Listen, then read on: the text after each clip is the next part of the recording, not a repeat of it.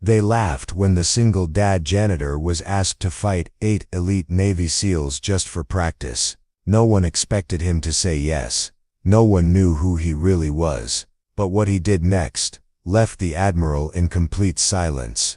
This isn't just a story about fighting. It's about dignity, redemption, and discovering that sometimes the greatest warriors hide behind the most ordinary masks. It's about a man who lost everything, disappeared into anonymity, and found himself again through the most unlikely challenge. If you believe in second chances, hidden strength, and the power of quiet determination to change everything, make sure to subscribe to our channel. We share stories that move hearts, inspire souls, and remind us that extraordinary people walk among us every day, often invisible until the moment they choose to be seen. What happened in that training facility that day would become legend. But the real story is about so much more than combat. It's about a father, a secret, and the moment when silence finally found its voice. Before we jump back in, tell us where you're tuning in from, and if this story touches you, make sure you're subscribed, because tomorrow I've saved something extra special for you. The fluorescent lights hummed overhead like mechanical wasps as Kian Stone pushed his mop across the polished floors of Iron Harbor Naval Training Center. Each stroke was deliberate, methodical, almost meditative in its precision. The water swirled in patterns that reminded him of ocean currents, though the closest he got to the sea these days was through the reinforced windows of the facility where America's finest warriors learned their craft. At 34, Kian carried himself with a quiet dignity that most people mistook for resignation. His shoulders, though broader than seemed necessary for a janitor, had learned to hunch slightly under the weight of invisibility. His hands, calloused and strong, gripped a mop handle with the same careful control he applied to everything in his carefully constructed small life.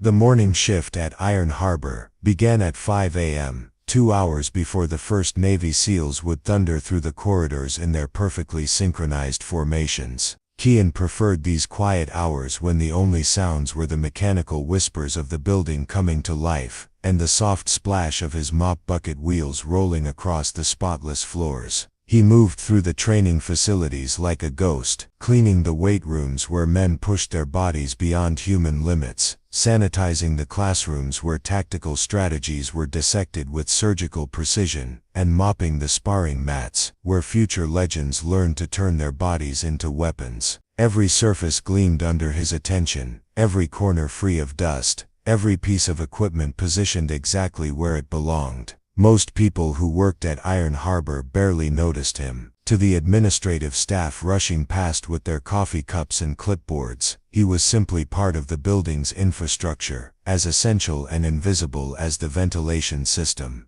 To the instructors barking orders in the distance, he was a maintenance necessity, someone who appeared and disappeared without disrupting the serious business of forging warriors. But occasionally, someone would look twice. There was something in the way Kian moved that caught the eye of those trained to notice such things. His footsteps were too quiet for his size, his balance too perfect for someone who supposedly spent his days pushing cleaning equipment. When he bent to retrieve dropped papers or moved around obstacles, there was a fluid economy of motion that spoke of training far beyond janitorial work. His forearms, visible when he rolled up his sleeves during the warmer months, bore faded scars that told stories he never shared. A thin line across his left wrist, a crescent-shaped mark near his elbow, and knuckles that had clearly met resistance more than once. But Kian had learned to keep his sleeves down and his stories to himself. The locker room was his final stop each morning before the facility came alive with activity. As he cleaned the mirrors and swept the floors, he could hear the distant sound of vehicles arriving in the parking lot, doors slamming, voices carrying the particular cadence of military discipline. Soon, the peaceful sanctuary of his early morning routine would give way to the controlled chaos of elite training. He finished just as the first group of SEALs jogged past the locker room entrance, their synchronized footfalls echoing like a drumline.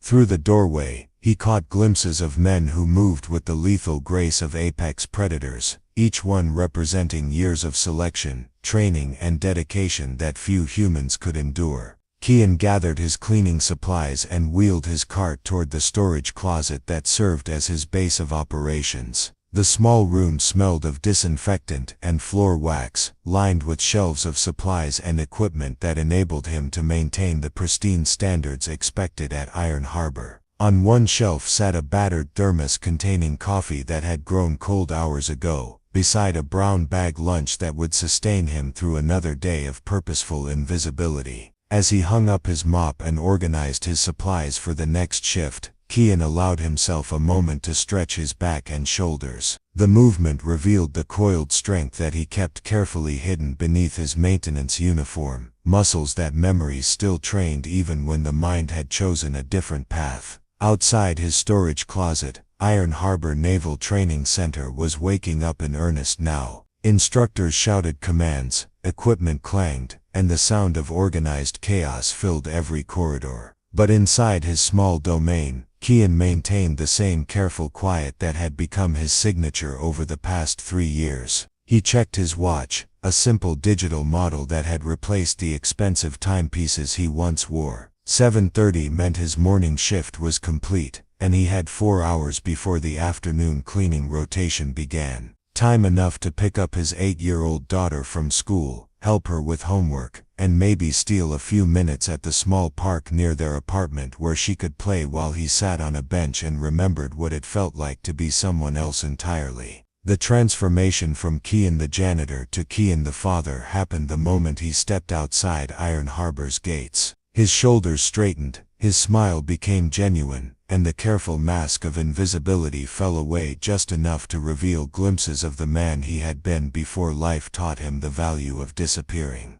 As he walked toward his aging Honda Civic, parked in the section reserved for support staff, Kian passed clusters of Navy SEALs heading toward the training facilities. They moved with the confident swagger of men who knew their worth, who wore their elite status like armor against a world that demanded their excellence. None of them looked twice at the janitor walking in the opposite direction. Why would they? He was just part of the background, another invisible worker who enabled their important mission while remaining carefully outside its circle of recognition. But if any of them had possessed the curiosity to truly observe, they might have noticed that the janitor's walk contained the same balanced readiness they spent years perfecting. They might have seen that his hands, though gentle when he later helped his daughter tie her shoes, carried the call-used evidence of violence learned and mastered. They might have wondered why a man who cleaned floors moved like someone who understood exactly how quickly those floors could become a battlefield, and how every step through space was both a tactical decision and a commitment to either conflict or peace. But they didn't wonder, because Kian Stone had spent 3 years perfecting the art of being overlooked, and until someone gave him a reason to be seen, he was content to remain exactly what he appeared to be. Nothing more than a single father doing an honest job, harboring no secrets more dangerous than the love he carried for a little girl who thought her daddy was already a hero. The weight room at Iron Harbor buzzed with the particular energy of elite warriors testing their limits against iron and steel. 8 Navy SEALs moved through their workout with the synchronized precision of a choreographed dance, each repetition building the physical foundation that would keep them alive in situations where weakness meant death. Kian entered the space wheeling his cleaning cart, timing his arrival for the brief window between training sessions when he could sanitize equipment and mop floors without interfering with the sacred ritual of preparation. The SEALs barely acknowledged his presence, their attention focused entirely on the business of forging their bodies into weapons. 245 on bench, and Torres here is whining about his shoulder, laughed Gideon Stone, a mountain of a man whose arms looked like they could bend steel girders. His voice carried the easy confidence of someone who had never met a physical challenge he couldn't dominate. "My shoulder's fine," replied Cameron Shaw, adjusting the weight plates with movements that spoke of years spent perfecting every detail of his physical preparation. "Just making sure I don't overtrain before next week's evaluation." Kian worked quietly around them, spraying down equipment and wiping surfaces with the same methodical attention he brought to every task. His movements were efficient and unobtrusive, designed to complete his job without disrupting the flow of training that these men depended on. "Speaking of evaluation," said Orion Reed, the squad's designated marksman whose steady hands could place bullets through target centers from distances that defied belief, "did you guys hear about the new assessment protocols Admiral Beckett wants to implement?" The mention of Admiral Caspian Beckett caused a subtle shift in the room's energy. Even among these elite operators, Beckett commanded a respect that bordered on reverence. A former SEAL himself, he had risen through the ranks by demanding excellence that pushed even the best beyond their perceived limitations. "Something about stress testing under unconventional scenarios," added Lucien Shaw, whose expertise in close-quarters combat had earned him a reputation that extended far beyond Iron Harbor's walls. "Apparently, we're going to face situations designed to reveal how we perform when our usual advantages are stripped away." Preparing and narrating this story took us a lot of time, so if you are enjoying it, subscribe to our channel, it means a lot to us. Now back to the story. Kian continued his work, but something in the conversation caused his movements to slow almost imperceptibly. His hands, steady on the cleaning cloth, showed no outward sign of the attention he was paying to every word. "Unconventional how?" asked Merrick Stone, the team's explosive ordnance specialist, whose calm demeanor masked an intimate understanding of controlled destruction. "Could be anything," replied Daniel Wild, whose background in psychological operations had taught him to read situations and people with unsettling accuracy. "Beckett's known for creating scenarios that force you to rely on pure skill rather than equipment or numbers." As they talked, their workout continued with the relentless intensity that separated them from ordinary soldiers. Each rep, each set, each moment of controlled breathing contributed to the physical and mental conditioning that would determine whether they returned home from missions that existed only in classified files. Kian finished cleaning the bench press station and moved to the squat rack area, where Tristan Shaw was loading plates that would challenge even his considerable strength. Shaw was perhaps the most naturally gifted athlete among them, possessing a combination of speed, power and coordination that coaches spent lifetimes trying to develop in ordinary people. "You know what I heard?" Shaw said, settling the barbell across his shoulders with practiced ease. "I heard Beckett's planning to bring in outside sparring partners, people with different fighting backgrounds to test our adaptability." "Outside partners?" Gideon raised an eyebrow as he spotted Shaw's descent into a squat that would have crushed most people. "Like who?" "Mixed martial artists, boxers, maybe some martial arts specialists." Shaw grunted through his repetition. "The idea is to face techniques and styles we haven't specifically trained against." Kian's hand tightened almost imperceptibly on his cleaning rag. He had moved to a position where he could hear every word while maintaining the appearance of focusing solely on his janitorial duties. "That actually makes sense," said Cameron, beginning his own set of deadlifts with weight that bent the bar slightly under its load. "In the field we're not always fighting people who've been through the same training programs we have. Plus," added Orion, "it keeps us humble. Nothing worse than a SEAL who thinks he's unstoppable just because he's never faced anything outside his comfort zone." Their conversation continued as Kian worked his way around the weight room, their voices blending with the rhythmic clang of metal and the controlled breathing of extreme exertion. They talked about techniques they'd mastered, opponents they'd faced, and the constant pursuit of improvement that defined their existence. But beneath their confidence, Kian detected something else. These were men who had spent years believing themselves to be the pinnacle of human warrior development, and the prospect of facing unknown challenges clearly intrigued them even as it sparked a competitive fire that burned in everything they did. "I say bring it on," declared Lucien, finishing a set of pull-ups that he made look effortless, despite the additional weight strapped to his waist. "I've been looking forward to testing myself against some fresh competition." "Careful what you wish for," laughed Daniel. "Remember what happened to Rodriguez last month when he got overconfident during that training exercise with the Marines."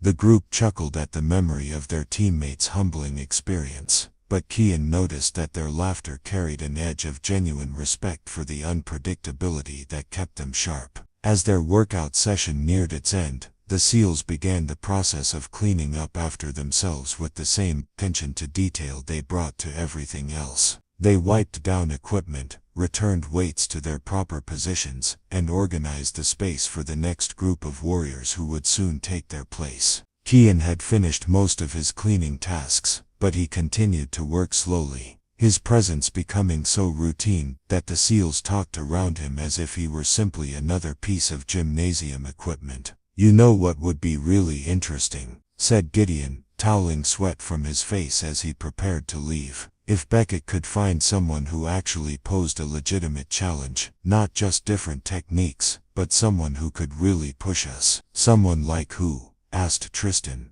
"I don't know," Gideon replied, his voice carrying the easy arrogance of a man who had never been truly tested. "Someone who's actually dangerous, instead of just different." As the SEALs filed out of the weight room, their voices fading down the corridor, Kian continued his methodical cleaning. But something had changed in the set of his shoulders, in the way his hands moved across the surfaces he was sanitizing. For 3 years, he had perfected the art of invisibility, content to let these warriors believe they represented the pinnacle of human fighting capability. He had found peace in anonymity, safety in being overlooked, and purpose in the simple routine of honest work that supported his daughter's future. But as their voices disappeared completely, leaving him alone with the lingering scent of sweat and steel, Kian allowed himself a moment of remembering, a flash of who he had been before life taught him that some victories cost more than any defeat ever could. He finished his work and wheeled his cart toward the storage closet, his footsteps echoing in the empty weight room with a rhythm that suggested more than just the shuffle of a tired janitor heading home. Admiral Caspian Beckett stood at the observation deck overlooking Iron Harbor's primary training facility, his weathered hands clasped behind his back as he watched 8 of his finest SEALs run through close-quarters combat drills. Each movement was precise, calculated, lethal in its efficiency. These men represented the culmination of decades of military evolution, the sharpest edge of America's sword. Yet something nagged at him. "Gentlemen," his voice cut through the training session like a blade through silk, causing every SEAL to freeze in perfect attention. "Gather around." The 8 operators moved with liquid grace to form a semicircle before their commanding officer. Gideon Stone, Cameron Shaw, Orion Reed, Lucian Shaw, Merrick Stone, Daniel Wild, Tristan Shaw, and Cedric Vance, each a master of warfare, each carrying the quiet confidence of men who had faced death and emerged victorious more times than they cared to count. "I've been watching your performance metrics," Beckett began, his steel-gray eyes scanning each face with the intensity of a man who had spent his life reading warriors. "Technically perfect, tactically sound. By every measurable standard, you represent the pinnacle of military excellence." The SEALs remained silent, sensing the weight of something unspoken in their admiral's words. But Beckett continued, "I'm concerned about complacency. You've become so proficient at fighting other SEALs, other military personnel, that you've developed blind spots, patterns, expectations." He began to pace, his words carrying the authority of a man who had earned his rank through blood and wisdom, rather than politics and paperwork. "Real enemies don't follow our playbook. They don't move the way we expect, don't respond to our techniques with the courtesy of textbook reactions. In the field you might face a former prizefighter, a martial artist, someone whose training comes from a completely different world than ours." Kian Stone was mopping the hallway just outside the training facility, close enough to hear every word through the open doorway. His movements had slowed to an almost imperceptible pace, his attention focused entirely on the conversation unfolding inside. "Sir," Gideon spoke up, his voice carrying the easy confidence that had never been truly tested. "With respect, we've trained against various fighting styles. Our hand-to-hand combat preparation includes techniques from multiple disciplines." Beckett's expression remained impassive. "Theoretical knowledge, Stone. Controlled exercises. When was the last time any of you faced an opponent who genuinely surprised you?" Someone who forced you to adapt in real time rather than execute pre-planned responses. The question hung in the air like a challenge, and Kian could sense the subtle shift in energy as 8 elite warriors grappled with the uncomfortable possibility that their admiral might be right. "I want to test that," Beckett announced. "I want to put you in a situation where your usual advantages, your teamwork, your familiar environment, are stripped away, where you have to rely purely on individual skill and adaptability." "What did you have in mind, sir?" asked Cameron Shaw. Beckett smiled, and there was something predatory in the expression. "Individual combat assessment. Each of you one-on-one against opponents with unconventional backgrounds. No rules beyond basic safety protocols. No time limits. Just pure skill versus skill." The SEALs exchanged glances, and Kian could read the excitement building in their posture even from his position in the hallway. These were men who lived for challenges, who defined themselves through their ability to overcome impossible odds. "The question," Beckett continued, "is finding suitable opponents. It needs to be someone genuinely skilled, not just different. Someone who can actually push you beyond your comfort zones." As if summoned by the Admiral's words, Alara Thorne appeared in the hallway, where Kian was working. Dr. Thorne served as the facility's chief medical officer, a position that required her to understand the physical and psychological demands placed on the warriors under her care. She was brilliant, compassionate, and possessed an uncanny ability to see through the masks that people wore to hide their true selves. "Excuse me," she said softly to Kian, who moved aside to let her pass. But instead of continuing toward the medical wing, she paused at the entrance to the training facility. "Admiral Beckett," she called out, her voice respectful but confident. "I couldn't help overhearing your conversation." "Dr. Thorne," Beckett acknowledged with a nod. "Please, join us." Alara entered the training space, her presence immediately altering the dynamics of the room. The SEALs straightened slightly, not from military protocol but from the natural respect her competence commanded. "You're looking for unconventional sparring partners," she said, her intelligent eyes taking in the assembled warriors. "Someone skilled enough to genuinely challenge these gentlemen." "That's correct," Beckett replied. "Do you have suggestions?" Alara hesitated for a moment, then said something that would change everything. "There might be someone right here at the facility." 8 pairs of trained eyes focused on her with laser intensity, and in the hallway, Kian's hand tightened on his mop handle. "Here," Beckett raised an eyebrow. "Another instructor, someone from the support staff with military background." "Not military," Alara said carefully, "but someone with a background that might surprise you." She glanced toward the hallway where Kian stood frozen, and for a moment their eyes met. In that instant he realized that Dr. Alara Thorne saw far more than most people assumed. Her medical training had taught her to observe details that others missed, to notice the signs that revealed hidden truths about the human body, and the experiences that shaped it. "Who?" Beckett's question carried the weight of command. Alara looked back at the SEALs,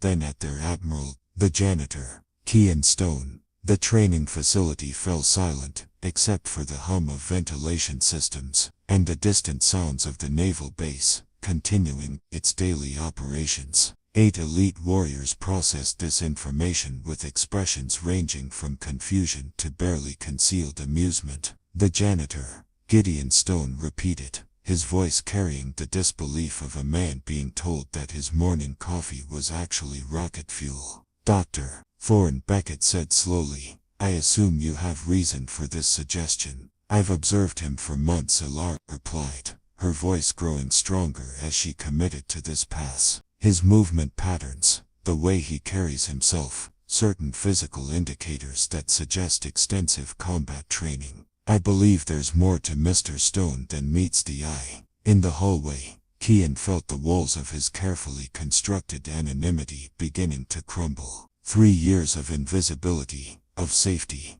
of peace, threatened to collapse under the weight of one woman's perception. "Interesting," Beckett mused, And you think he could provide the kind of challenge I'm looking for? I think, Alara said, choosing her words with surgical precision, that assumptions about people's capabilities based on their current occupation can be dangerously misleading. Cameron Shaw laughed, not with cruelty, but with the kind of disbelief that comes from a lifetime of measuring oneself against the world's finest. Doc, with all due respect, we're talking about Navy SEALs here. Elite Special Operations. Even if the guy has some martial arts background, it's not exactly the same league. Perhaps, Alara replied. But wouldn't that make it an even more valuable test? If your confidence is justified, then you have nothing to lose. And if it's not, then we learn something important.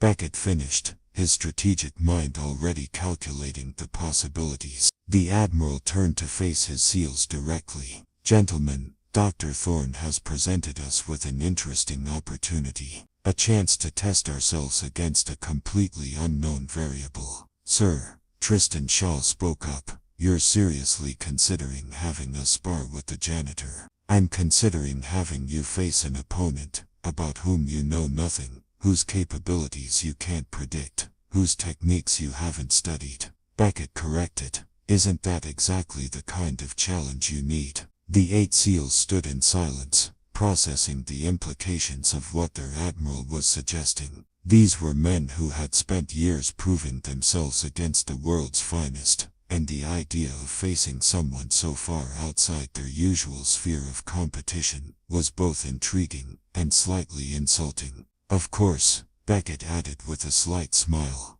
if you're not confident in your abilities. We're confident, Gideon interrupted, his pride refusing to allow any doubt about their capabilities. If you want us to demonstrate the difference between elite military training and whatever background this guy might have, we're happy to provide that education. Excellent, Beckett said. Dr. Thorne, would you be willing to extend the invitation to Mr. Stone? Alara nodded, though Kian could see something in her expression that suggested she understood the magnitude of what she had just set in motion. As the meeting began to disperse, and the SEALs returned to their training with renewed energy and anticipation, Alara walked toward the hallway where Kian still stood, his cleaning supplies forgotten, his entire world balanced on the edge of a decision he wasn't ready to make. The catalyst had been introduced, the challenge had been issued, and somewhere deep in the heart of Iron Harbor Naval Training Center, the quiet janitor named Kian Stone faced a moment when invisibility would no longer be an option. Alara Thorne found Kian Stone exactly where she expected him to be, standing in the hallway with his mop frozen in his hands, and the look of a man watching his carefully constructed world begin to unravel. The late afternoon sun slanted through the high windows of Iron Harbor, casting long shadows that seemed to emphasize the weight of the moment stretching between them. Mr. Stone, she said quietly, approaching him with the same careful precision she used when dealing with wounded warriors who weren't ready to admit they needed help. Kian turned to face her, and for the first time since she had begun observing him, his mask of careful anonymity had slipped. His eyes held a depth of understanding that confirmed every suspicion she had harbored about the man who cleaned floors while moving like someone trained to end lives. Dr. Thorne, he replied, his voice steady, despite the circumstances. I heard what you told the Admiral. I'm sure you did. Alara stepped closer, close enough to speak without being overheard by anyone who might pass through the corridor. The question is, am I right about you? Kian set down his mop and leaned against the handle, a gesture that might have looked casual to an observer, but which Alara recognized as a man buying himself time to think. 3 years of questions he had successfully avoided were now focused into this single moment of decision. Why? He asked simply. Because those men in there are the best at what they do, and they know it, Alara replied. That confidence has kept them alive through missions that would break ordinary people. But it's also made them believe they're untouchable, unbeatable. And you think they're wrong. Alara studied his face, taking in the subtle signs that had first caught her. The way his eyes tracked movement in his peripheral vision, the unconscious balance that suggested a body trained to react to threats. The call used knuckles that spoke of impact against harder surfaces than mop handle. I think, she said carefully, that they've never been truly tested by someone who learned to fight in a different world than theirs. Someone who didn't follow their rules or share their limitations. Kian was quiet for a long moment, his gaze drifting toward the window where he could see Navy personnel moving with the purposeful efficiency that defined life at Iron Harbor. When he spoke again, his voice carried a weight that suggested experiences far beyond janitorial work. Dr. Thorne, what makes you think I'm anything more than what you see? Instead of answering directly, Alara reached into the pocket of her medical coat and withdrew a tablet. A few quick taps brought up a medical file that she turned toward him. 3 years ago, when you started working here, you had to undergo a standard physical examination, she said. I've reviewed those records. Kian's expression didn't change, but something in his posture shifted almost imperceptibly. Bone density, consistent with repetitive impact training.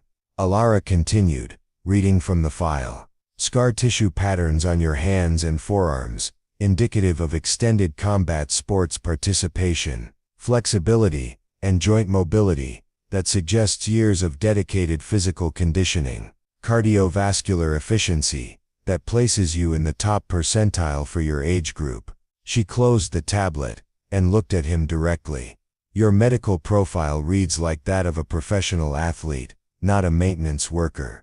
Athletes get old, Kian replied. They get injured, they retire. Some do, Alara agreed, but they don't usually disappear completely.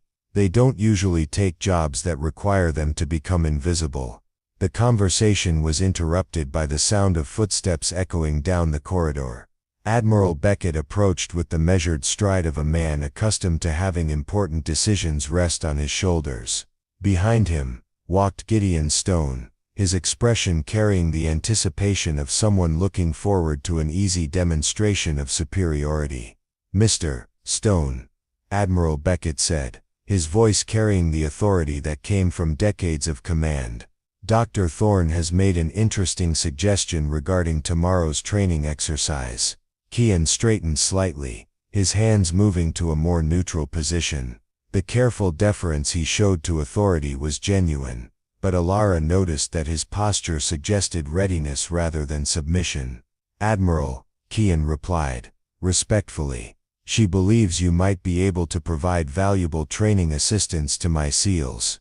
Beckett continued. Specifically, that you might serve as an effective sparring partner for combat assessment. Sir, I appreciate Dr. Thorne's confidence, but I'm not qualified for that kind of responsibility. Gideon Stone stepped forward, his massive frame and confident bearing emphasizing the contrast between elite warrior and maintenance worker. Admiral, with respect, this seems like a waste of everyone's time. If you want us to spar with civilians, we could contact local martial arts schools, maybe find some actual competitors. Mr. Stone, Beckett addressed Kian directly, ignoring his SEAL's interruption. Dr. Thorne seems to believe you have relevant experience. Would you care to elaborate?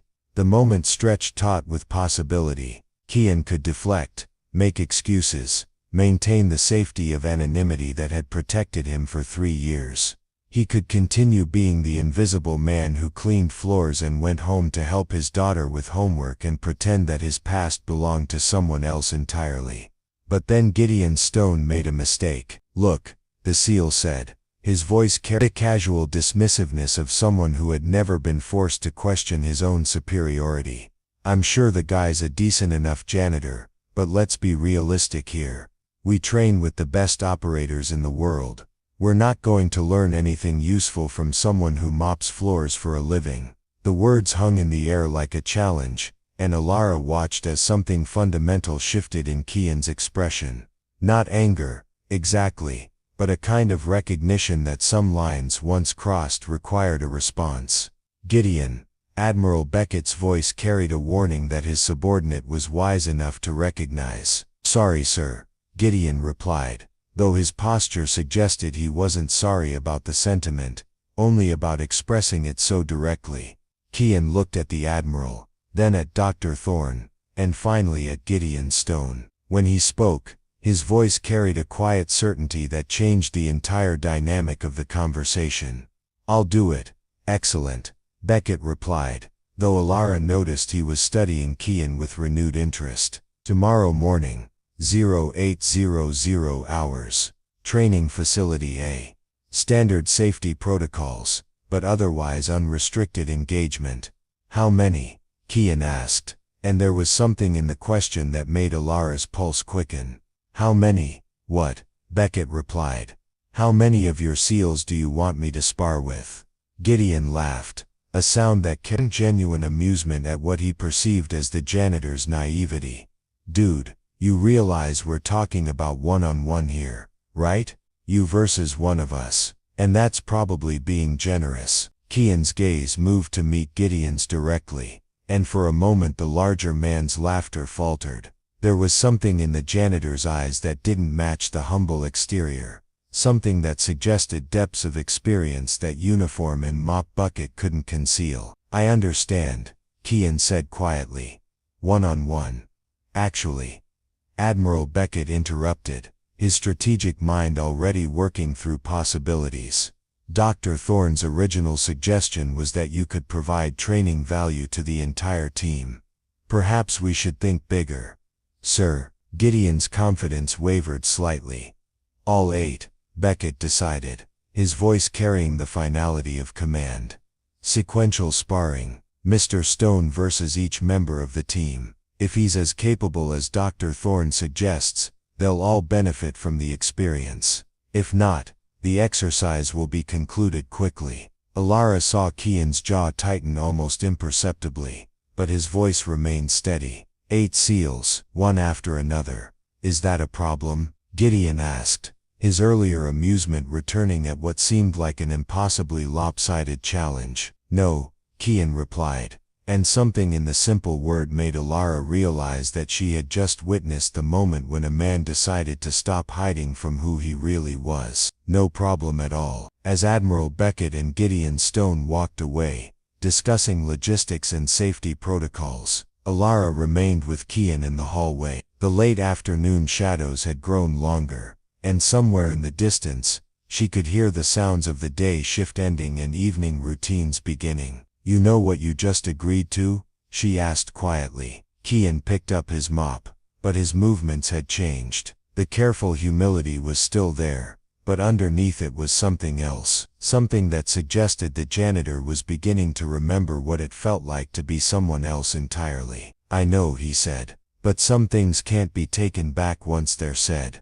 The comment about mopping floors, the assumption that what someone does defines what they're capable of. Kian began moving down the hallway, his cleaning duties calling despite the magnitude of what tomorrow would bring. Some people forget that everyone has a story. Everyone came from somewhere. Alara watched him walk away, noting that his stride had changed subtly. Still quiet, still controlled, but no longer quite so invisible. "Kian," she called after him. He turned back, and for the first time since she had known him, he looked like someone who was no longer carrying the full weight of secrets. "Thank you," he said simply. "For what?" "For seeing me," he replied, "even when I was trying not to be seen." As he disappeared around the corner, Alara realized that she had just set in motion events that would change everything at Iron Harbor Naval Training Center. Tomorrow, 8 of America's finest warriors would face an opponent they couldn't categorize,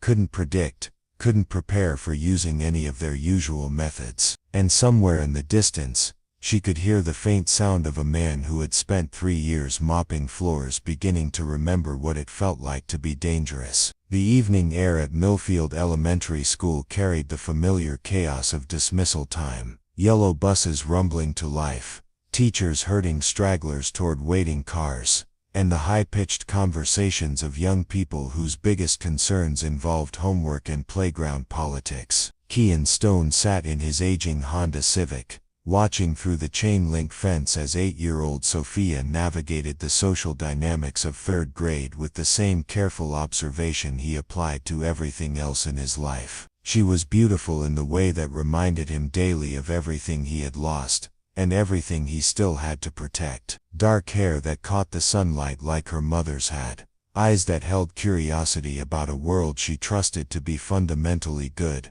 and a smile that could transform his worst days into something bearable. "Daddy," she called out, breaking into a run that carried her across the playground and through the gate where parents waited in cars and on foot. Her backpack bounced against her small frame, stuffed with the accumulated treasures of a school day, worksheets, art projects, and the endless collection of smooth rocks that she insisted on bringing home. "Hey sweetheart," Kian said, stepping out to help her with the car door and the complex engineering project of getting an 8-year-old properly secured in her booster seat. "How was school, Mrs. Patterson says?" "I'm getting really good at multiplication," Sophia announced with the pride of someone who had just conquered Mount Everest. "And I got to feed the class hamster because Jimmy Morrison was absent." As they drove through the familiar streets that led home to their modest apartment complex, Sophia provided a detailed analysis of her day that touched on everything from the cafeteria's questionable pizza to the ongoing drama surrounding who got to be line leader during fire drills. Kian listened with the complete attention he had trained himself to give her, filing away details that would help him understand her world and the small triumphs and defeats that shaped her experience. Their apartment was a testament to careful budgeting and priorities chosen with mathematical precision. The furniture was second-hand but well-maintained, the walls decorated with Sophia's artwork and a few carefully selected photographs that showed their life together without revealing too much about the life that had come before. The kitchen was small but functional, the living room arranged to maximize space for homework and the elaborate floor-based construction projects that occupied much of Sophia's free time.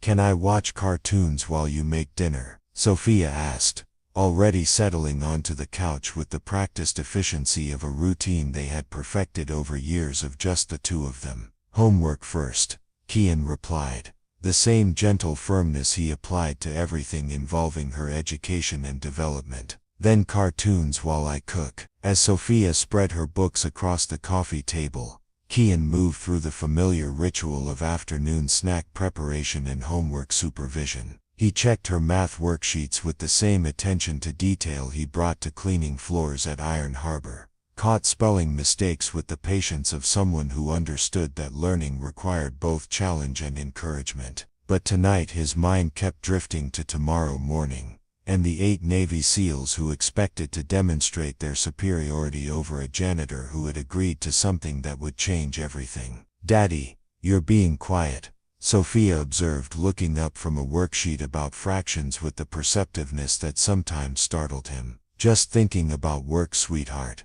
Kian replied, settling beside her to help with a particularly challenging problem. "Do you like your job?" she asked, the question carrying more weight than she probably intended. Kian paused, considering how to answer honestly without burdening her with complexities she wasn't ready to understand. "I like that it lets me take care of you," he said finally. "And I like that the people I work with do important things." "What kind of important things?" "They protect people," Kian said. "They train to keep our country safe." Sophia nodded with the seriousness she brought to concepts that stretched beyond her immediate experience. "Like superheroes." "Something like that."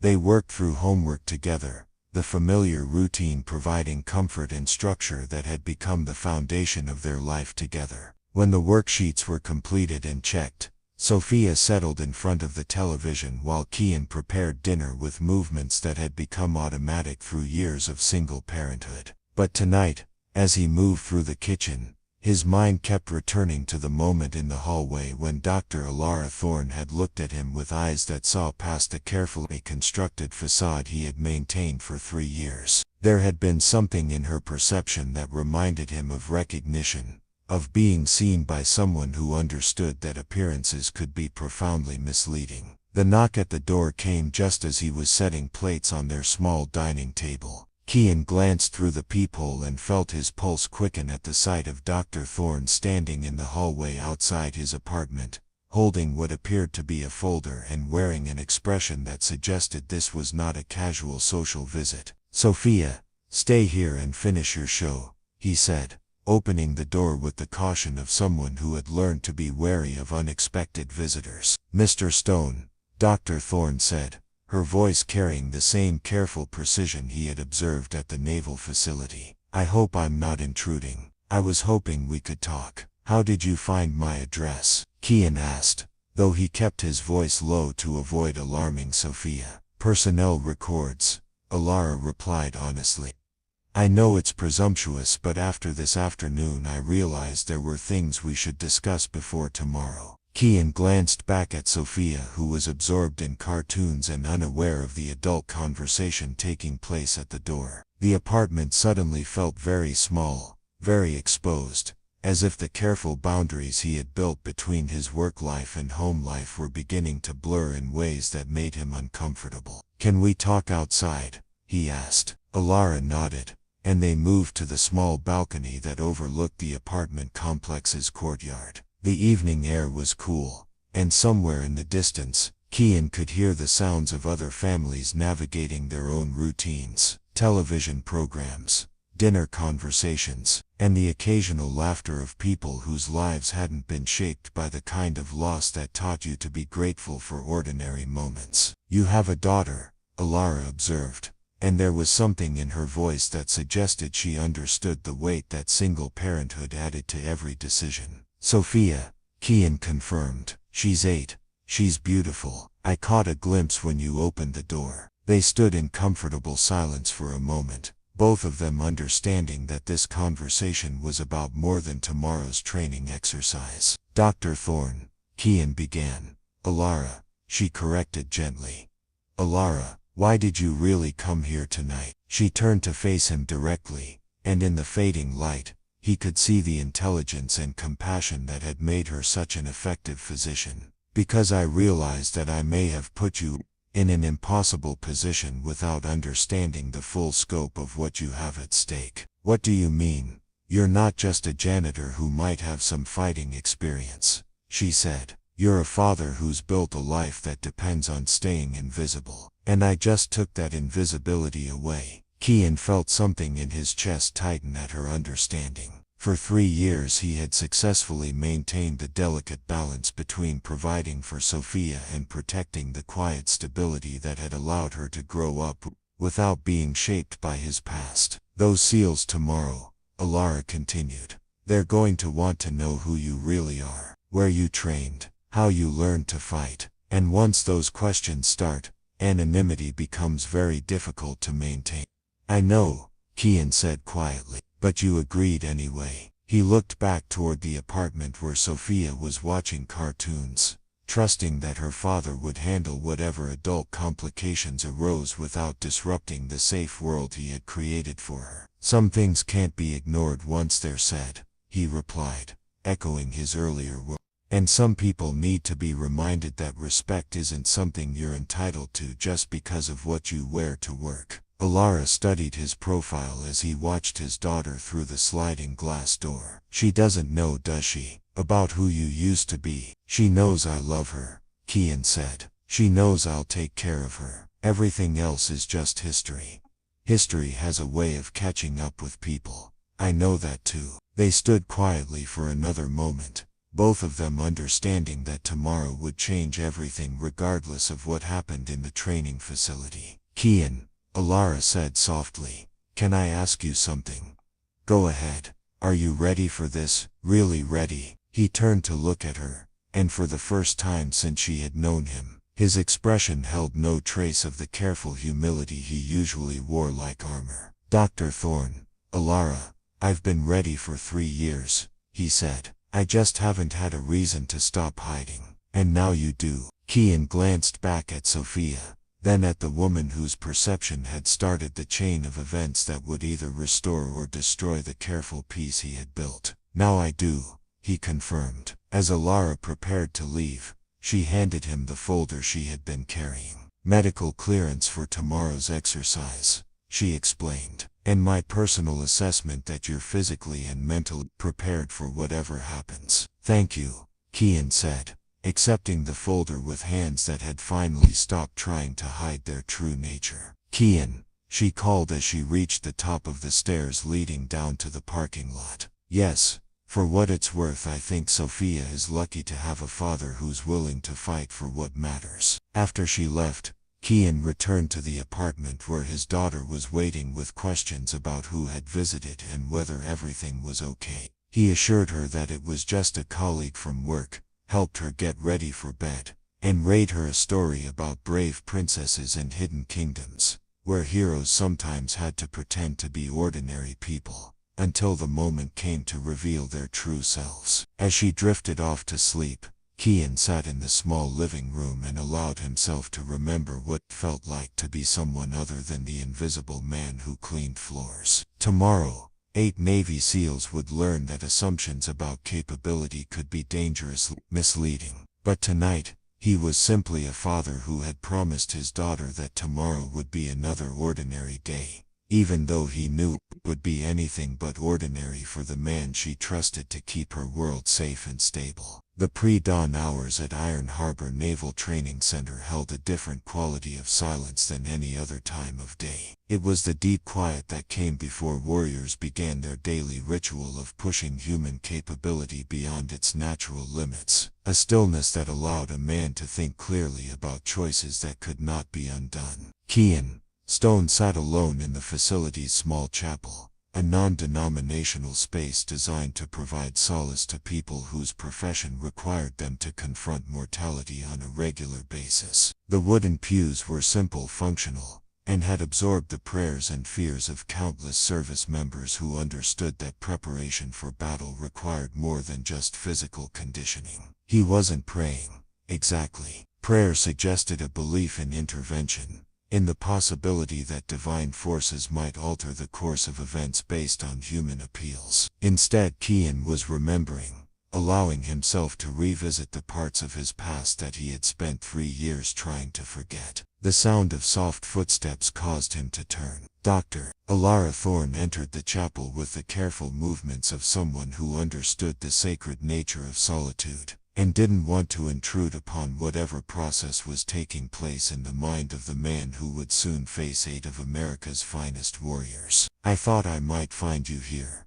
she said quietly, settling into the pew beside him with enough distance to respect his space while close enough to provide companionship if he wanted it. "Couldn't sleep," Kian replied, his voice carrying the weight of a man who had spent the night wrestling with memories that refused to stay buried. "Second thoughts? No, just making sure I remember why I stopped fighting in the first place." Alara studied his profile in the dim light that filtered through the chapel's simple stained glass windows. There was something different about him this morning, a subtle transformation that suggested the careful anonymity he had maintained for 3 years was beginning to fall away like an outgrown skin. "Would you tell me," she asked gently, "about before?" Kian was quiet for so long that Alara wondered if he had decided not to answer. When he finally spoke, his voice carried the distant quality of someone accessing memories that had been locked away for safekeeping. "I was someone else entirely,"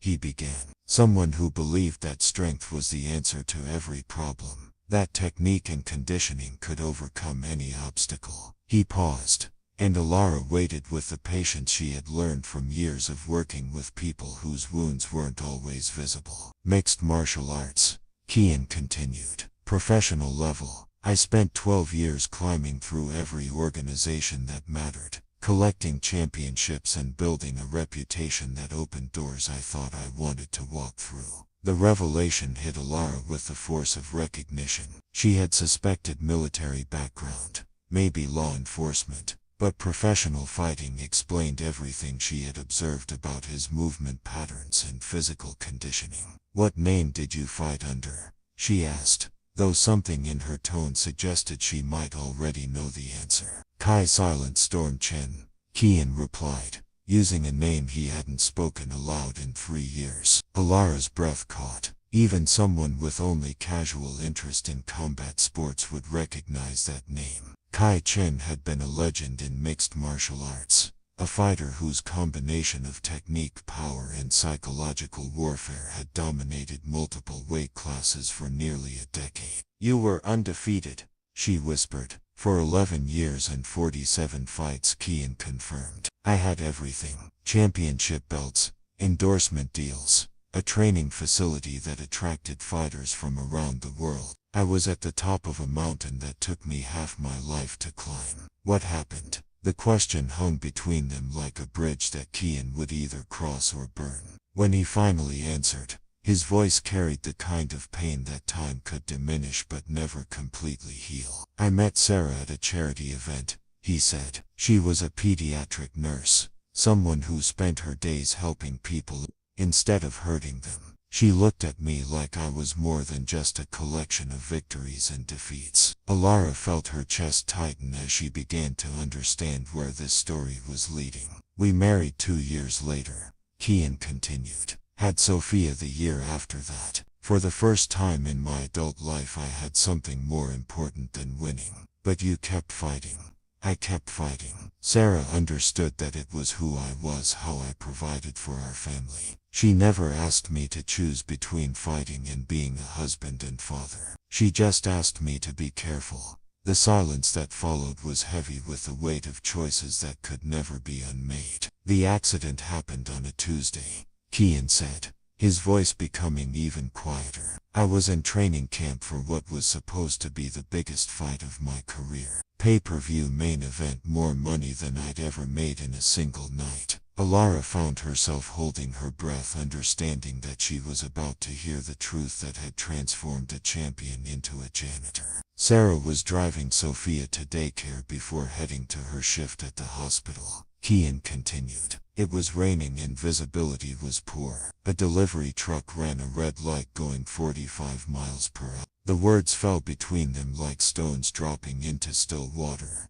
each one creating ripples that would never completely fade. "Sarah died instantly," Kian said, his voice steady despite the magnitude of what he was sharing. "Sophia survived because Sarah managed to turn the car at the last second, taking the full impact on the driver's side." Alara reached out instinctively, placing her hand gently on his arm in a gesture of comfort that felt both necessary and insufficient. "I was hitting pads when it happened," Kian continued, "perfecting combinations that were supposed to win me another championship. While my wife was dying and my daughter was being pulled from the wreckage, I was worried about whether my left hook was setting up my right cross properly." "Kian, you couldn't have known." "That's what everyone said. The doctors, the lawyers, the grief counselors, everyone who tried to help me understand that I wasn't responsible for a drunk driver who ran a red light in the rain. But you didn't believe them." "I believed that I had spent so much time preparing to hurt people that I forgot to be present for the people who mattered most. I believed that all my training, all my strength, all my capability was worthless when it came to protecting the only things that actually gave my life meaning."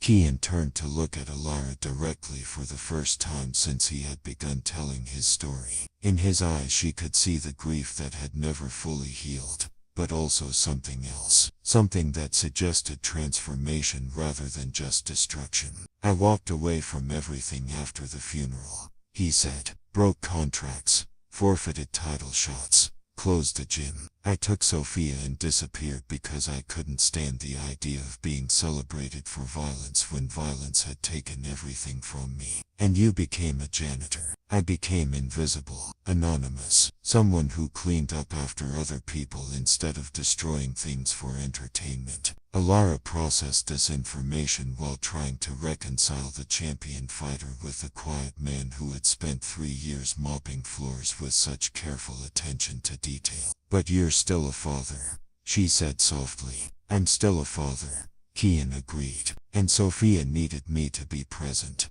to be stable, to be someone she could count on. The fighting was never about her. It was always about me, about my ego, about proving something that turned out not to matter. So why are you doing this today? Why face those seals?" Kian was quiet for a moment, considering the question that went to the heart of everything he had struggled with since agreeing to Admiral Beckett's challenge. Because yesterday, for the first time in 3 years, someone looked at me like I was invisible, not by choice but by diminishment, he said. Because Sophia deserves to see that her father stands up for what's right even when it's difficult. And because you're tired of hiding. And because I'm tired of hiding, he confirmed. The chapel fell silent again, but it was a different kind of silence. The weight of secrets had been lifted, replaced by the clarity that came from truth finally spoken aloud. Kai Chen, Alara said, testing the name. The silent storm. That person doesn't exist anymore, Kian replied. He died in a car accident 3 years ago along with everything else that mattered to him. But the skills remain. The skills remain. And today, 8 Navy SEALs are going to learn that strength without humility is just violence waiting for an excuse. As they sat together in the growing light of dawn, Alara understood that she was witnessing something rare and profound. The transformation of a man who had lost everything and found something more valuable in the wreckage. Not the return of a champion, but the emergence of someone who had learned that true power came not from the ability to destroy but from the wisdom to know when destruction was necessary and when mercy was stronger. Kian, she said, as they prepared to leave the chapel. Yes, those SEALs don't know what they're walking into. He smiled, and for the first time since she had known him, the expression reached his eyes completely. The Iron Harbor Naval Training Center's primary combat facility had been transformed overnight into something resembling a gladiatorial arena. Portable bleachers had been assembled along 3 walls, medical equipment positioned at strategic intervals, and the central mat area expanded to accommodate what Admiral Caspian Beckett had announced would be an educational demonstration of adaptive combat principles. Word had spread through the base with the speed that only military gossip could achieve. By 0700 hours, an hour before the scheduled demonstration, every available seat had been claimed by personnel ranging from junior enlisted sailors eager for entertainment to senior officers whose curiosity had been piqued by rumors of an unprecedented challenge to their elite forces. The 8 Navy SEALs who would participate in the exercise moved through their pre-combat preparation with the methodical precision that had been drilled into them through years of training. Each man followed his own specific ritual: dynamic stretching, mental visualization, equipment checks, and the careful psychological preparation that separated professionals from amateurs. Gideon Stone, the largest and most physically imposing of the group, worked through a series of grappling drills with Cameron Shaw, their movements flowing with the unconscious coordination of partners who had trained together long enough to anticipate each other's reactions. Both men carried the quiet confidence of warriors who had never been defeated in personal combat, whose understanding of their own capabilities had been forged through countless hours of preparation and validated through real-world application. "This is going to be embarrassing," Gideon muttered, as he adjusted his protective gear. "For him, I mean. Poor guy probably has no idea what he's gotten himself into." "Beckett must have a reason for setting this up," Cameron replied, though his tone suggested he shared his teammates' assessment. "Maybe it's some kind of psychological exercise, confidence building or something." Across the facility, Orion Reed and Lucian Shaw engaged in light sparring, their strikes controlled but precise as they warmed up the reflexes that could mean the difference between life and death in actual combat. Reed, whose marksmanship skills were legendary even among special operations forces, possessed a calm focus that extended to hand-to-hand combat, while Shaw's background in close-quarters battle had earned him a reputation as one of the most dangerous individual fighters in the SEAL community. "You guys hear anything about this janitor's background?" Reed asked between combinations. "Nothing concrete," Shaw replied. "Thorne seems to think he's got some kind of training, but you know how medical people are. They see everyone as more fragile than they actually are." The remaining team members, Merrick Stone, Daniel Wild, Tristan Shaw, and Cedric Vance, occupied different areas of the facility, each following his own preparation routine while keeping one eye on the growing crowd of spectators. The attention didn't bother them. Public demonstration was part of their responsibility as representatives of America's elite military capability. Admiral Beckett entered the facility at precisely 0730 hours, his presence immediately commanding the respect and attention of everyone present. He moved through the space with the measured stride of a leader who understood that every action was being observed and evaluated by subordinates who needed to see strength and certainty in their command structure. "Gentlemen," he addressed his SEALs, "I want to remind you that today's exercise is about adaptation and humility. You are facing an unknown opponent using unknown techniques. Your job is not to dominate but to learn." "Understood, sir," the 8 replied in unison, though their expressions suggested they viewed this more as a formality than a genuine warning. Alara Thorne appeared at the edge of the mat area, carrying a medical kit and wearing the expression of someone who understood the true scope of what was about to unfold. She had spent the early morning reviewing everything she could find about Kai Silent Storm Chen, and the depth of his accomplishments had both impressed and worried her. 47 professional fights, 47 victories, 13 different championship belts across multiple organizations, a fighting style that combined technical precision with psychological warfare so effective that opponents often defeated themselves before the actual combat began.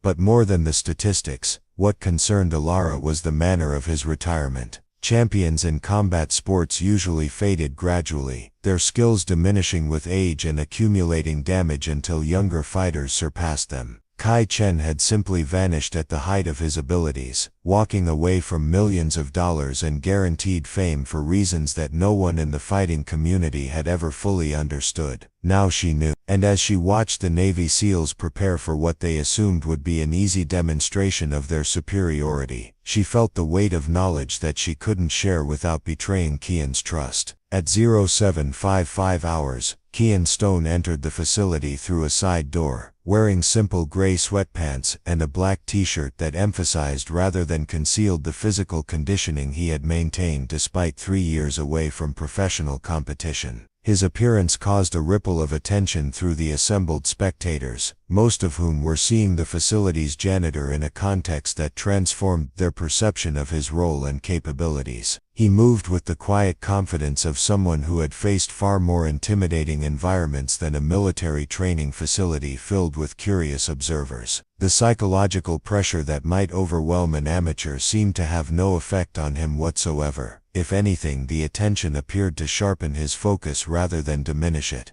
Admiral Beckett approached him as he reached the edge of the mat area. "Stone," the Admiral said, "are you prepared for this exercise?"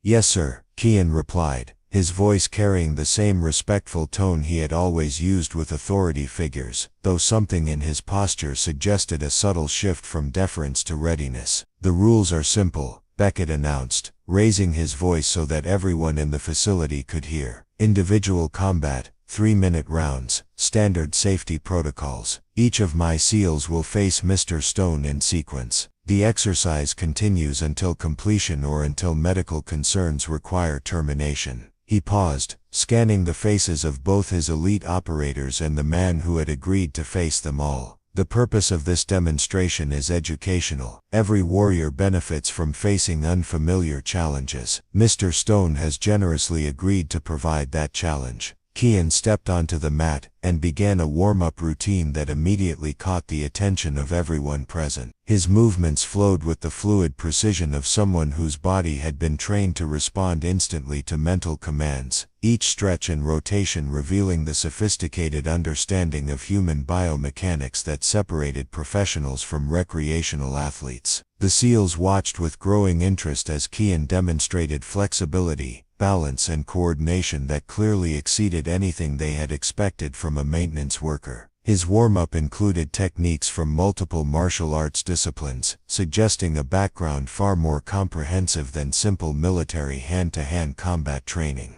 "Okay," Gideon Stone admitted quietly to his teammates, "maybe this won't be quite as embarrassing as I thought." "Still just a janitor," Cameron Shaw replied, though his tone suggested less certainty than his words conveyed. Dr. Thorne positioned herself near the medical station, close enough to intervene if necessary, but far enough away to avoid interfering with the actual combat. From her vantage point, she could observe both the SEAL's preparation and Kian's transformation as he mentally prepared for the first genuine combat he had experienced in 3 years. The change in him was subtle but unmistakable. The careful humility that had characterized his demeanor for so long was falling away, replaced by something that suggested coiled danger held in check by conscious choice rather than inability. His eyes scanned the facility with the systematic attention of someone evaluating potential threats and escape routes, a habit ingrained by years of professional fighting where awareness could mean the difference between victory and serious injury. At exactly 0800 errors, Admiral Beckett called for attention. "Gentlemen, we will begin with Petty Officer Vance," he announced, indicating Cedric Vance, the team's communications specialist whose compact build and quick reflexes made him an ideal choice to test their opponent's capabilities without immediately overwhelming him. Vance stepped onto the mat with the confident bearing of someone who had never lost a hand-to-hand combat engagement. His training included techniques from multiple martial arts, refined through years of application in both training and real-world scenarios. He was fast, technically proficient, and possessed the kind of tactical intelligence that allowed him to adapt quickly to unexpected situations. Kian moved to the center of the mat and extended his hand in the traditional gesture of respect that preceded formal combat. Vance accepted the handshake, noting that his opponent's grip carried the call-used strength of someone whose hands had been conditioned through extensive training.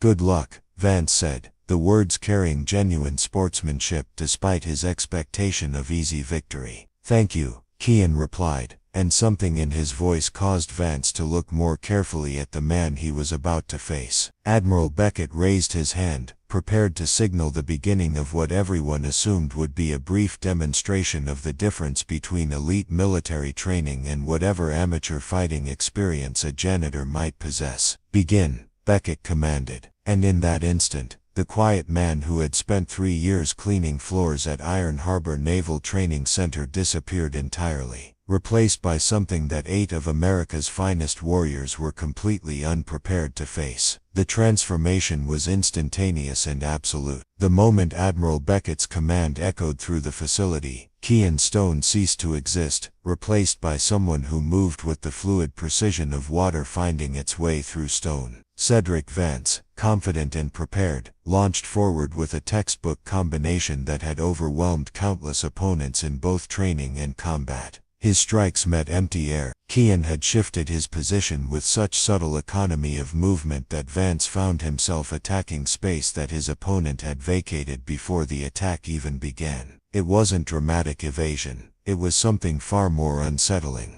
Perfect spatial awareness that allowed him to be exactly where danger was not. Vance adjusted instantly, his training kicking in as he pursued with a series of strikes designed to cut off escape routes and force engagement. But each attack met the same result. Kian moved like smoke, present but untouchable, always one step ahead of techniques that should have connected. The facility fell silent except for the sound of Vance's breathing and the soft whisper of feet moving across the mat. 200 spectators watched in growing amazement as one of their elite warriors became increasingly frustrated in his attempts to land a single clean strike. Then Kian moved. It happened so quickly that many observers missed the transition entirely. One moment he was evading, the next he was inside Vance's guard with his hand resting gently against the SEAL's throat. The touch was light, controlled, almost gentle, but its message was unmistakable. This could have been devastating. Vance froze, his eyes widening as he realized that he had been completely outmaneuvered by an opponent he couldn't even track, let alone counter. "Reset,"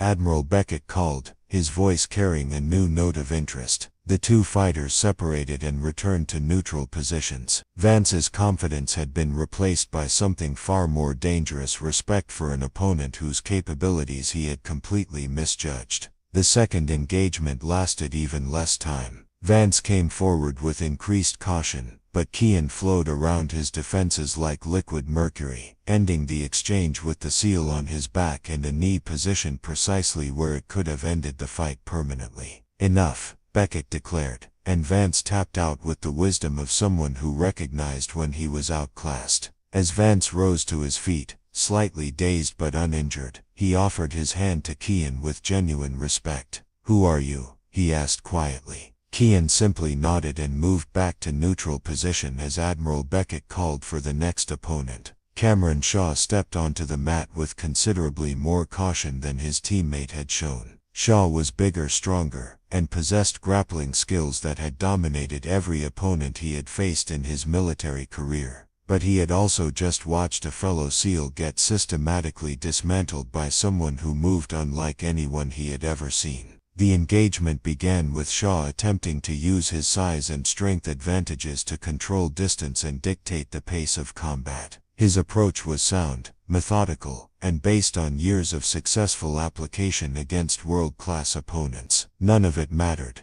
Kian moved through Shaw's defenses like they were suggestions rather than barriers. His strikes, when they came, were precise to the point of surgical accuracy, targeting nerve clusters and pressure points with the kind of anatomical knowledge that suggested extensive study of human vulnerability. Shaw found himself on the receiving end of techniques he couldn't identify, executed with timing he couldn't anticipate, by someone who seemed to understand his capabilities better than he understood them himself. The end came when Kian applied what appeared to be a simple wrist control that somehow resulted in Shaw's complete immobilization. The SEAL tapped out immediately, recognizing that struggling would only result in serious injury. "Sir," Shaw said to Admiral Beckett as he left the mat, "this isn't what we expected." By the time Orion Reed stepped forward as the third opponent, the entire facility had fallen into the kind of focused silence that accompanied witnessing something unprecedented. Reed was perhaps the most technically precise fighter among the SEALs, his marksmanship skills translating into hand-to-hand combat that emphasized accuracy over power. His engagement with Kian lasted longer than the previous two, but only because Kian seemed to be studying Reed's techniques with the detached interest of someone analyzing a particularly interesting problem. When he chose to end the match, he did so with a combination that left Reed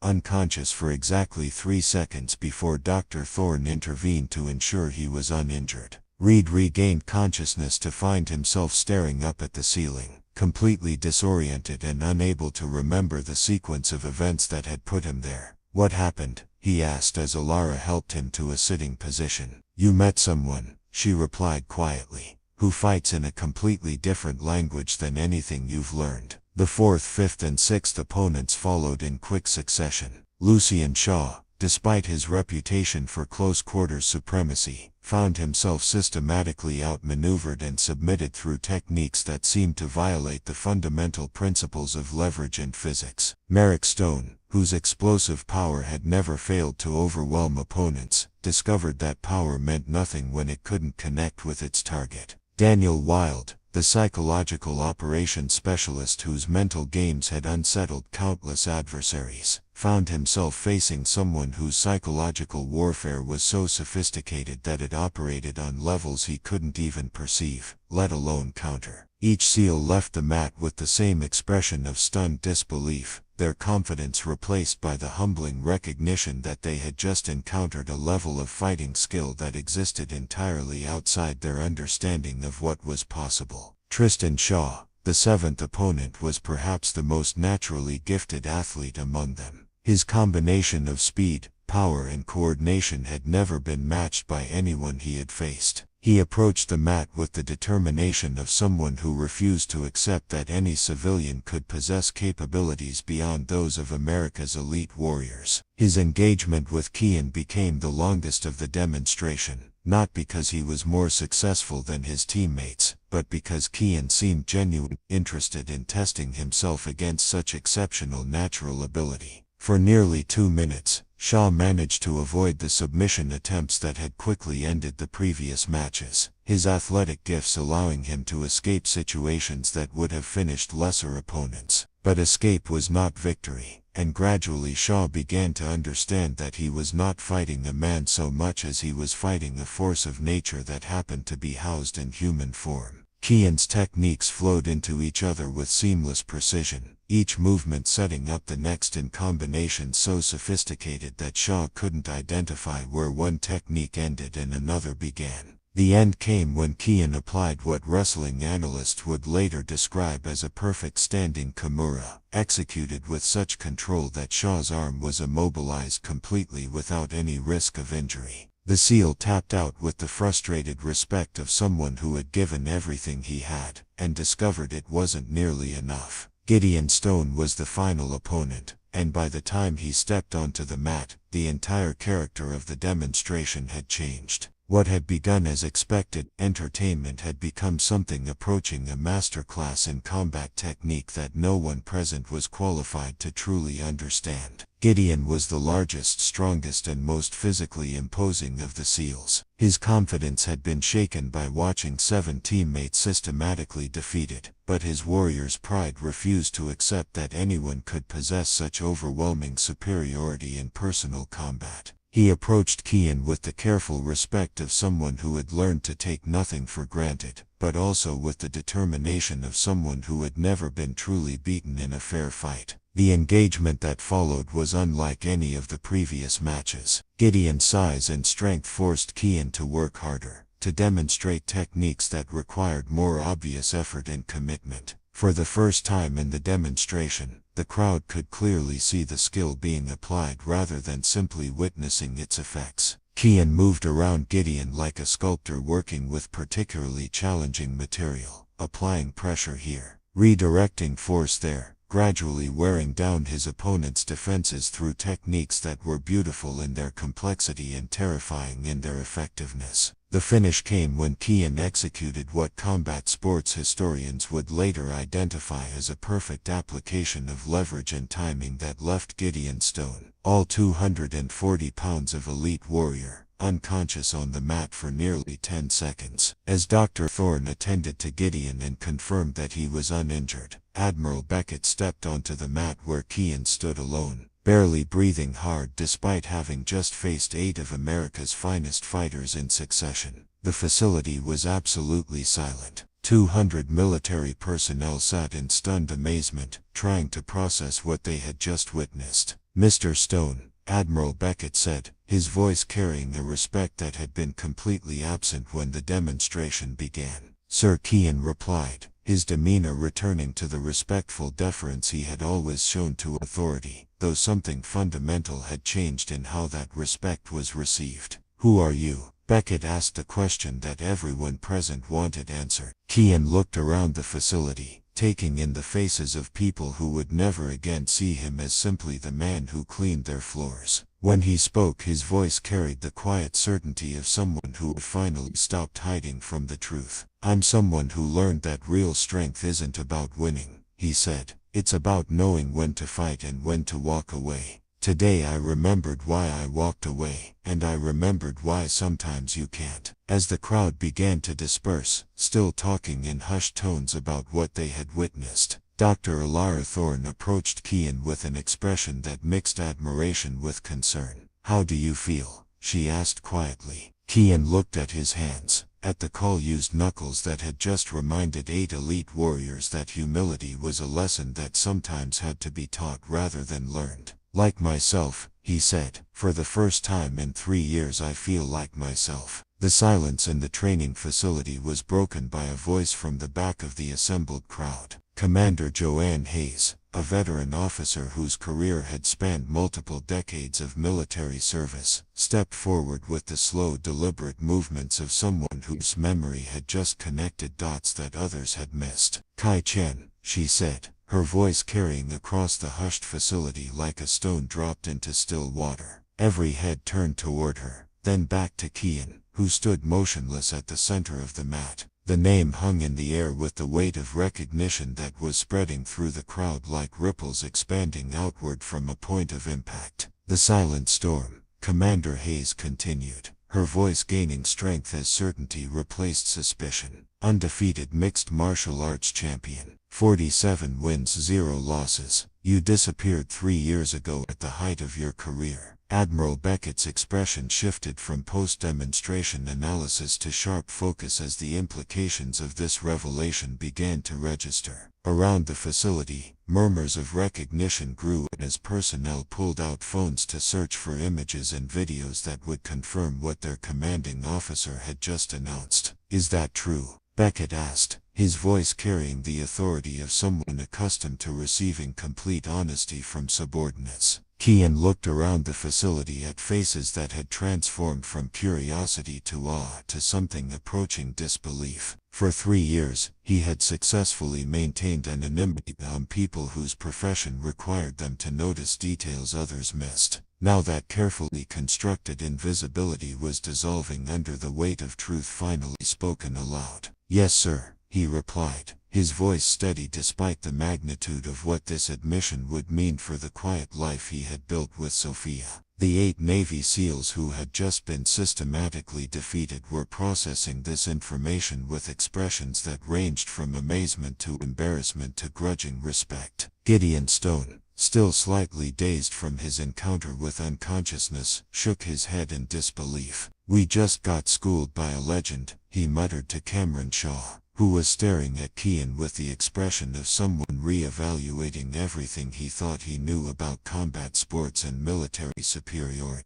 "The Silent Storm," Orion Reed repeated, his voice carrying a note of wonder. "My God, I watched your fights in college. You were unstoppable." Dr. Thorne stepped closer to Kian, her presence offering subtle support as he navigated the exposure he had spent 3 years avoiding. She understood better than anyone the cost of this revelation, not just to his privacy but to the carefully constructed stability he had created for his daughter. "Sir," Kian addressed Admiral Beckett directly, "I would appreciate if this information remained within appropriate channels. My daughter doesn't know about my former career, and I'd prefer to keep my personal life separate from today's demonstration." Beckett nodded slowly, his strategic mind already calculating the implications of having a world-class fighter working anonymously within his facility. "Understood, Mr. Chen. Or do you prefer Stone?" "Stone," Kian replied. "That life ended 3 years ago." Commander Hayes approached with the bearing of someone whose respect had been earned through witnessing something extraordinary. "May I ask why you walked away? You were at the absolute peak of the sport." The question that everyone wanted answered hung between them like a bridge that Kian could either cross or leave unbuilt. When he spoke, his voice carried the weight of loss that had shaped every decision he had made since. "I lost everything that mattered more than winning," he said simply. "And I realized that all the championships in the world couldn't bring back what I'd failed to protect." The facility fell silent again as the assembled military personnel grappled with the concept of someone voluntarily abandoning the pinnacle of achievement in pursuit of something more valuable than glory. "Your family, Dr. Thorne said quietly, her words carrying understanding rather than inquiry. "My family," Kian confirmed. Admiral Beckett stepped forward, his expression carrying a respect that extended far beyond Kian's fighting achievements. "Mr. Stone, what you demonstrated today wasn't just technical skill. It was control, restraint and wisdom. Those qualities are rare in any arena but particularly in combat." "Thank you, sir. I'd like to make you an offer," Beckett continued. "Our combat instruction program could benefit enormously from someone with your background and philosophy. The position would come with appropriate rank and compensation." Kian considered the offer while aware that every person in the facility was waiting for his response. The opportunity represented everything he had walked away from: recognition, respect, and the chance to return to the world where his skills were valued and understood. "Admiral, I'm honored by the offer," he replied, "but I'm not the same person who won those championships. That man believed that fighting was the answer to everything. I've learned that sometimes the strongest thing you can do is choose not to fight at all." He paused, looking around at the faces of people who were seeing him clearly for the first time. "I'll continue working here, if you'll have me," he continued. "But as Kian Stone, not Kai Chen." And when I go home tonight, I'll still be nothing more than a father who loves his daughter and wants her to grow up believing that kindness is stronger than violence. As the crowd began to disperse with a new understanding of the man who had been invisible among them for 3 years, Admiral Beckett approached Kian one final time. "Stone," he said quietly, "you've taught my SEALs something today that they couldn't learn in any classroom or training scenario." "What's that, sir?" "That true strength isn't about being, it's about choosing what to fight for." 3 months later, the Iron Harbor Naval Training Center had settled into a new rhythm that acknowledged the presence of someone extraordinary who had chosen to remain ordinary. Kian Stone continued to arrive each morning at 5 a.m., continued to clean floors with the same methodical precision, and continued to maintain the spotless standards that had always characterized his work. But everything had changed. The SEALs who once barely noticed him now nodded with genuine respect.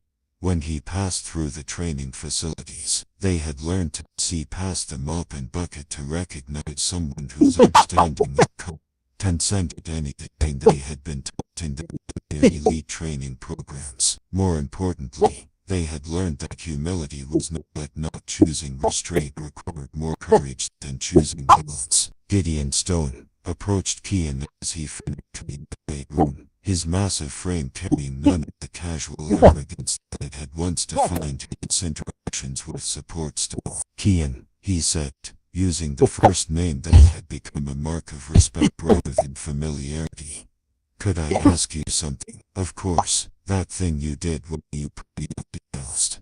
Searching for words to describe an experience that had humbled him completely. "I've been submitted before, but I've never felt so completely outclassed. How do you learn to move like that?" Kian leaned against his mop handle, considering how to answer a question that touched on decades of dedicated training and hard-won wisdom. "You learned that fighting isn't about proving you're stronger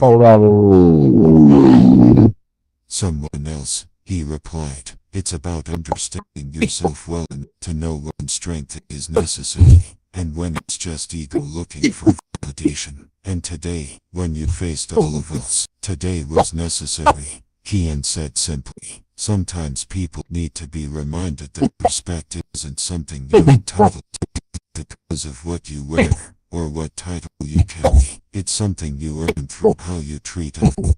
Dr. Elara Thorne appeared in the doorway of the weight room, her presence immediately brightened Kian's expression in a way that had become familiar to anyone who observed them together. Their relationship had developed slowly, built on the foundation of mutual respect and shared understanding of what it meant to care for people whose wounds weren't always visible.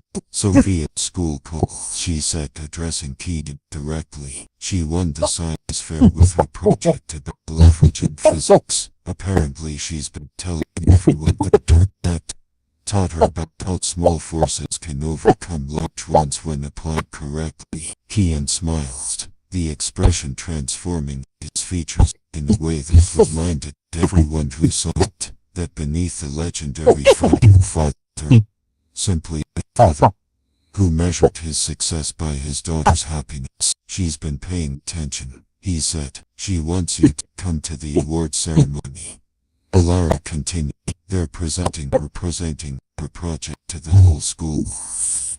"I'll be there," Kian replied without hesitation, his priorities clear and unwavering. As Gideon watched this exchange, he understood something that no amount of military training could have taught him. True strength wasn't measured by how many opponents you could defeat, but by how many people you could protect, nurture, and inspire to become better than they thought possible. That evening, Kian sat in the small auditorium of Millfield Elementary School, watching his 8-year-old daughter explain the principles of leverage to an audience of parents and teachers who had no idea they were listening to concepts taught by one of the greatest fighters who had ever lived. When Sophia's presentation ended, and she received her blue ribbon, she ran directly to him with the pure joy of someone whose entire world was validated by her father's presence and approval. "Did I do good, Daddy?" she asked, her arms wrapped around his neck in a hug that reminded him daily why he had chosen love over legacy. You did perfect, sweetheart, he replied, and meant it completely. Later, as they walked to the parking lot with Dr. Thorne beside them, Sophia skipping ahead with her ribbon clutched in her small hand, Elara placed her hand gently in Kian's. She's going to grow up knowing that the strongest man she's ever met chose to be gentle, Elara said quietly. That's going to shape how she sees the world. Kian squeezed her hand, understanding that some victories were measured not in championships or recognition, but in the quiet moments when love proved stronger than any force he had ever learned to apply in combat. Good, he said, watching his daughter's happiness illuminate the evening darkness. That's exactly what I want her to learn. As they drove home together, three people who had found in each other the kind of strength that couldn't be taught in any training facility, Kian realized that he had finally discovered what it meant to be truly undefeated. Not because he had never lost a fight, but because he had learned that the battles worth winning were the ones fought not for glory, but for love. Up next, you've got two more standout stories right on your screen. If this one hit the mark, you won't want to pass these up. Just click and check them out, and don't forget to subscribe and turn on the notification bell, so you don't miss any upload from us.